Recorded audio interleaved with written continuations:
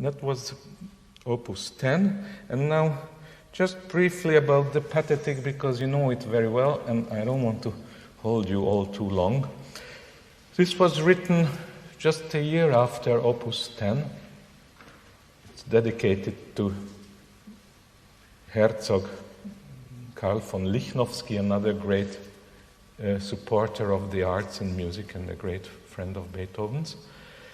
And its title is already Grand Sonata.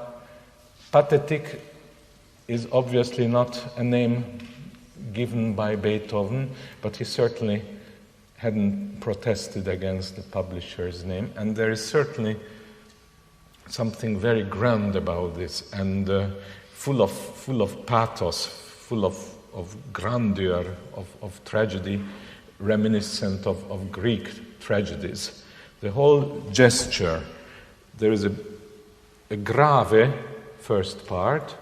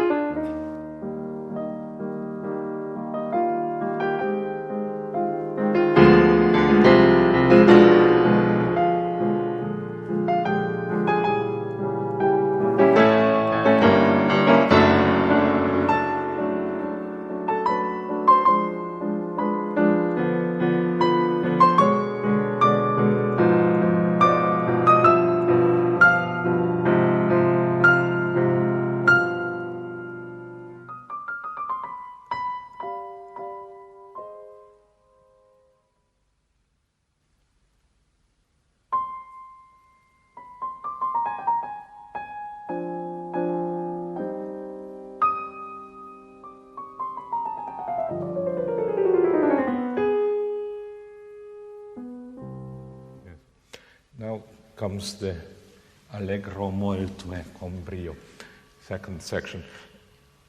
This first part that I just played, grave, is often thought of as the introduction, but I beg to differ because this is the first theme. It returns over and over again in this sonata in different keys, and this is not an introduction like later in Opus 111 when you have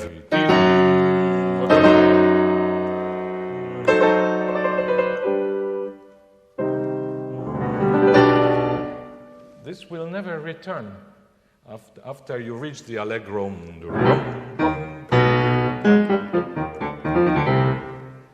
You will never hear this again. Very different with the Pathétique sonata. Now, therefore, although there is no manuscript, it had been lost, unfortunately.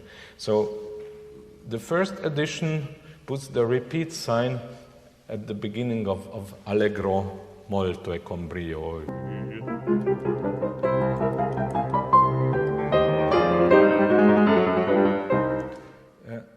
But I never forget when I heard Rudolf Serkin play this, and not just that he played it most magnificently, but at the end of the exposition, and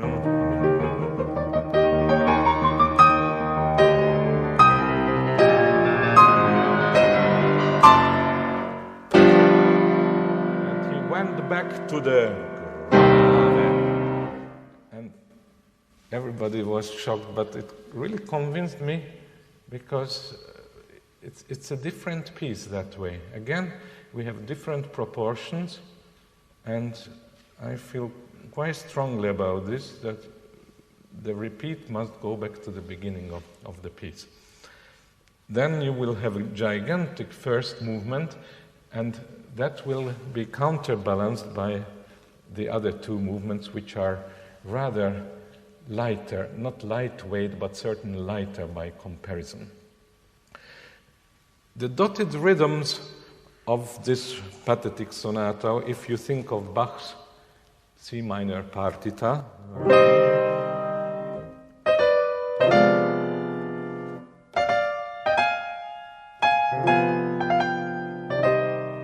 so this is a grand romantic gesture, but it goes back to Baroque and to Bach.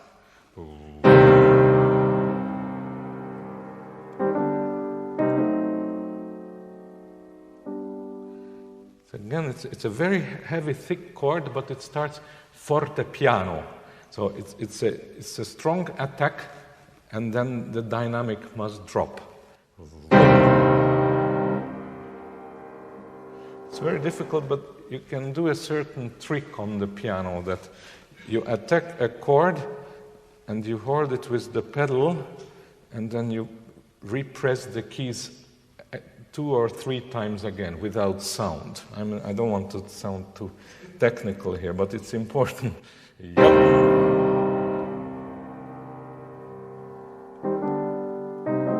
Because you have to achieve this sudden drop of dynamics. Bum, bum. Yeah, that's what he wants.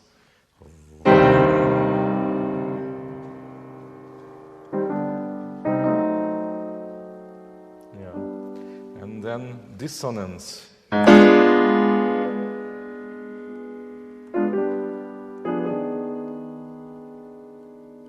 Even more dissonant. A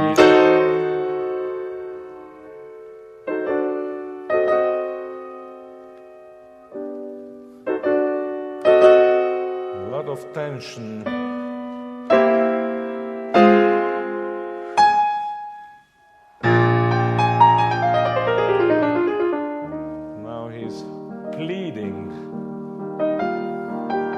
Refusal.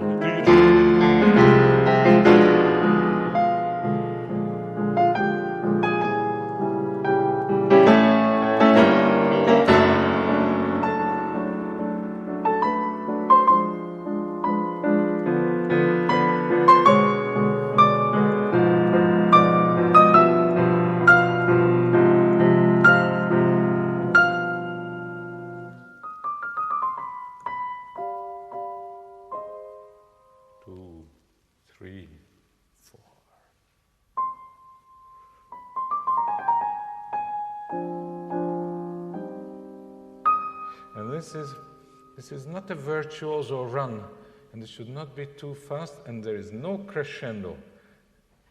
I always hear this was a huge crescendo. If Beethoven wanted here a crescendo, he would have written one.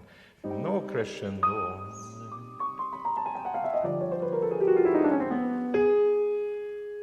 Now. And you hear this. It's a tremolando, and it's very unpianistic. This whole sonata, written by this great pianist, is so unpianistic I couldn't describe it. It's like an orchestral reduction, a piano reduction of an orchestral score.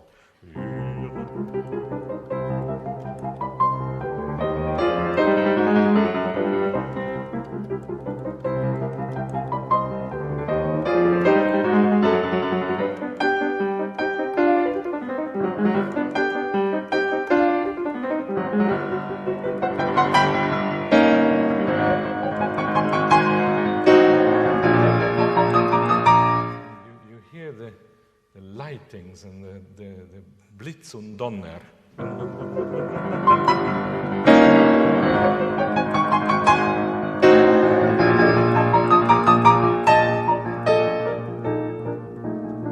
then the storm quietens down a little. Now comes a very different theme.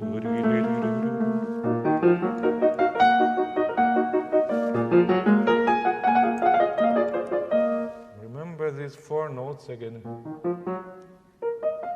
And later will be, and then the last movement. So again, everything is connected. So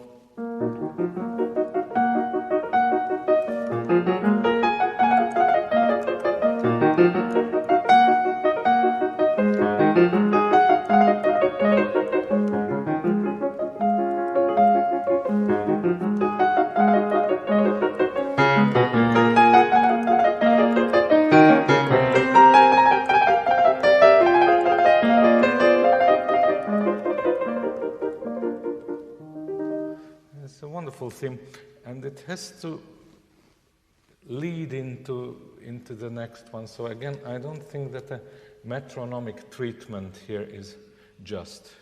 It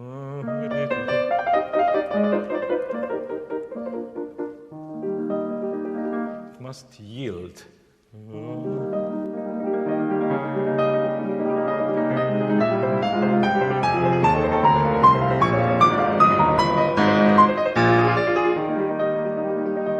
Orchestral.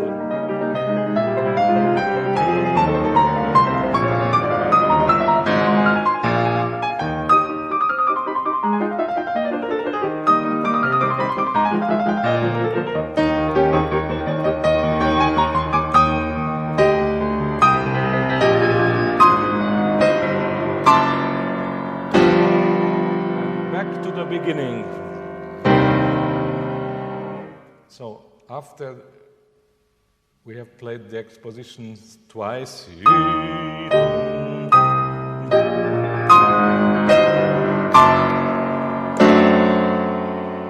Here we have the grave in the dominant.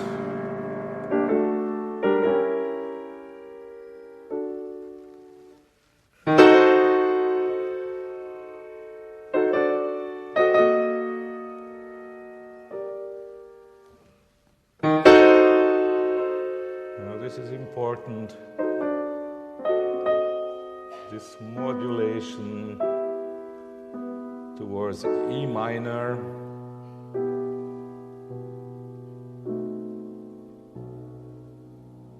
Back to the allegro.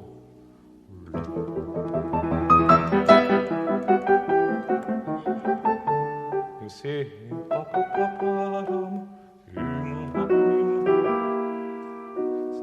Different rhythmic form.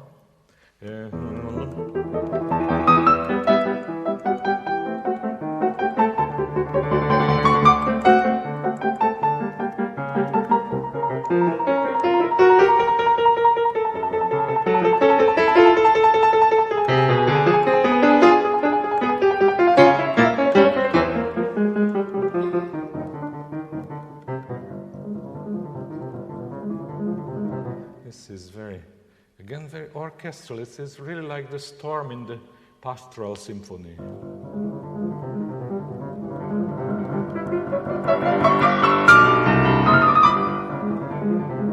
But with this drum roll, like a timpani, we have reached already the dominant, and the return is prepared here, but it's very, very long. It's something like over 20 bars long, this dominant.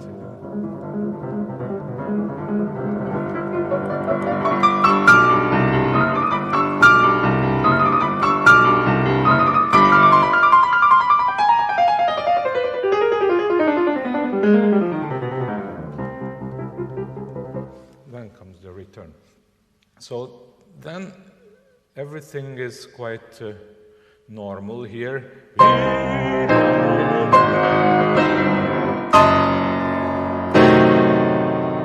comes a little coda.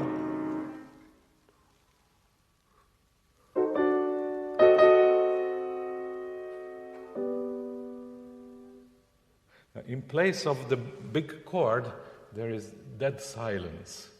1, 2, 3.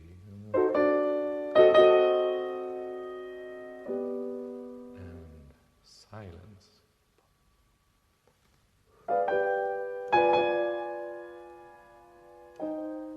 And now we have to take a deep breath.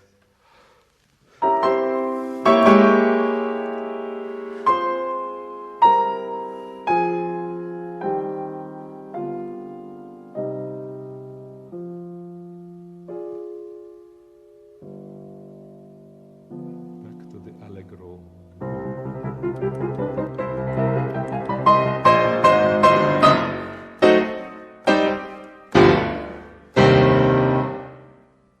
That's the first movement. Now this is one of the best known and best loved Beethoven movements, rightly so, but it should not be sentimental.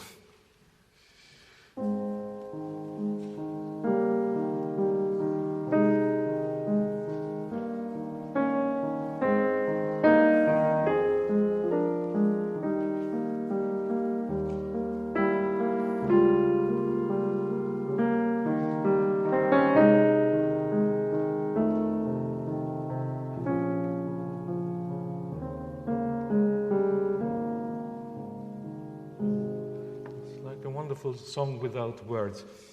Again, A flat major, adagio. We had the same tonal relationships in Opus 10 number 1. But that was in adagio molto. This is tempo ordinario and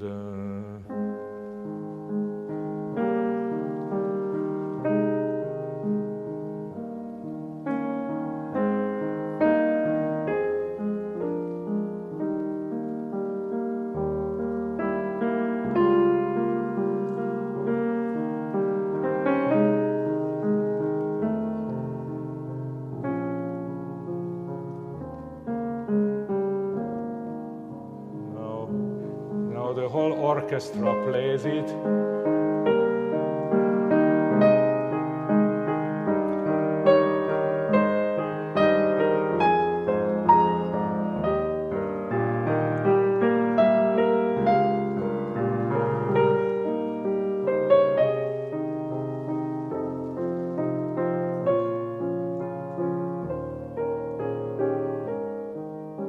Now comes something new.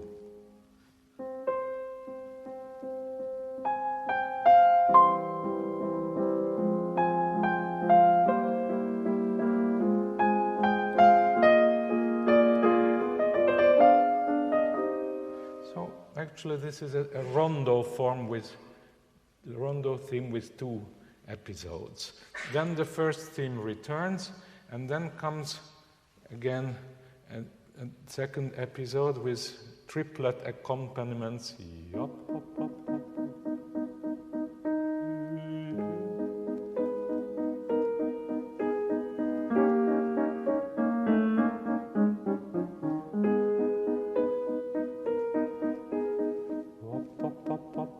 Like 2 clarinets. Everything is orchestral. And then this comes again with orchestral exclamations.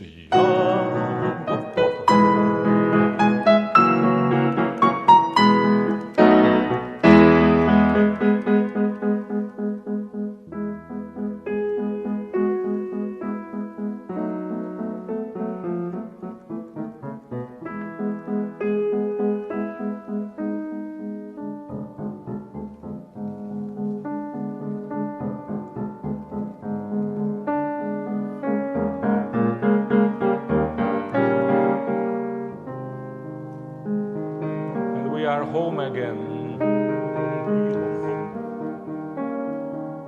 And he takes over the triplet accompaniment from the preceding episode. It's very, very poetic, very beautiful. Then there is a short coda.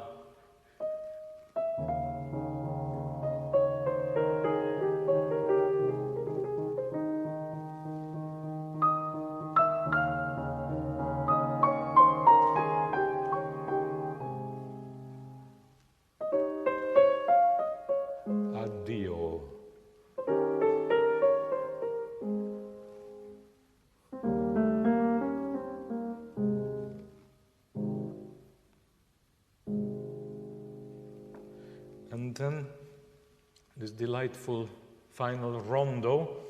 As I said, the first movement is so gigantic that the second and third cannot be on that level of gravity. So therefore, something lighter here.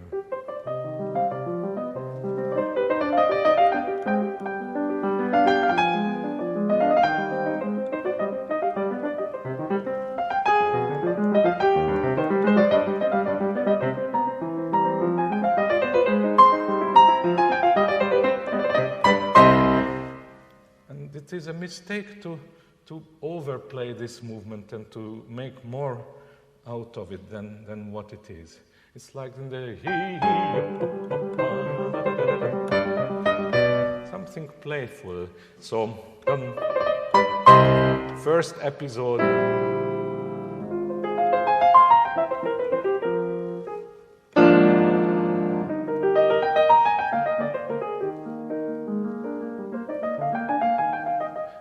This he marks again dolce, so it has to have a certain sweetness.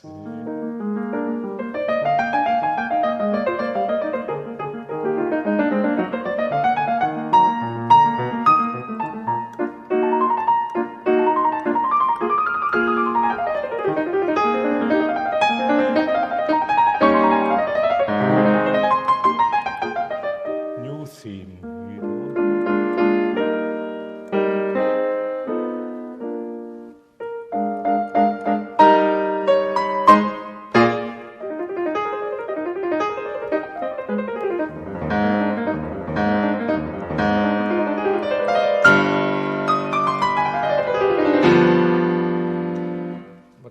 Feel that there is a lion there.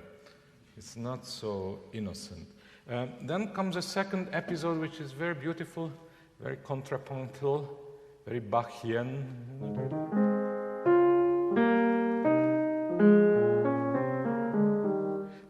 Two motives which form a counterpoint, which are invertible.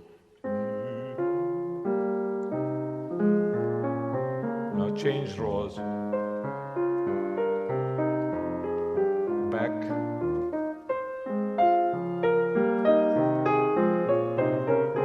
And back.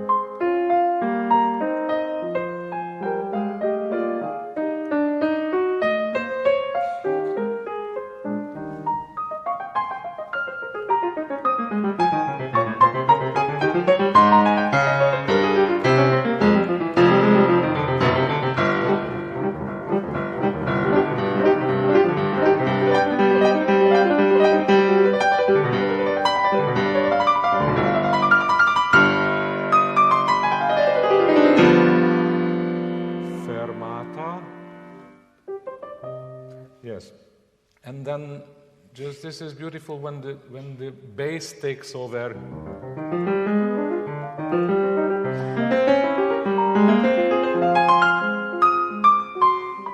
Dolce.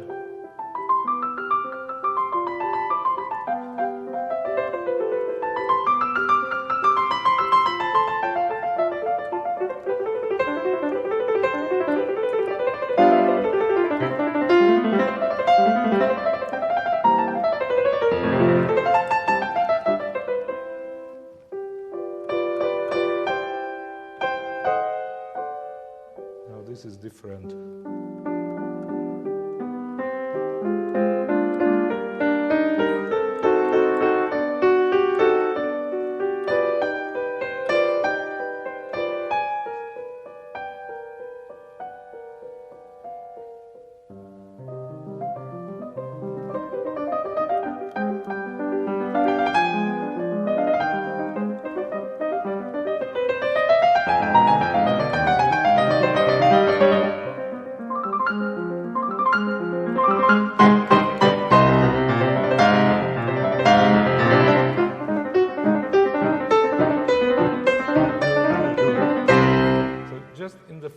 Phase of this finale, he justifies the name Pathétique and goes back to the grandeur that we have experienced in the first movement.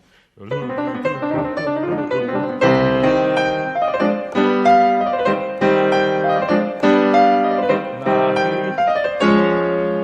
the Napolitan.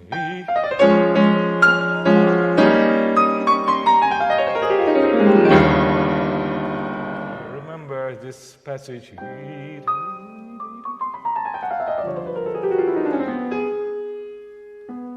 So this rhymes to that.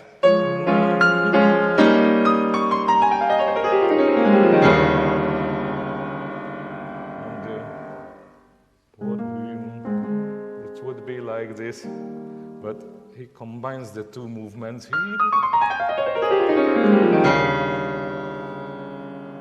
Two questions.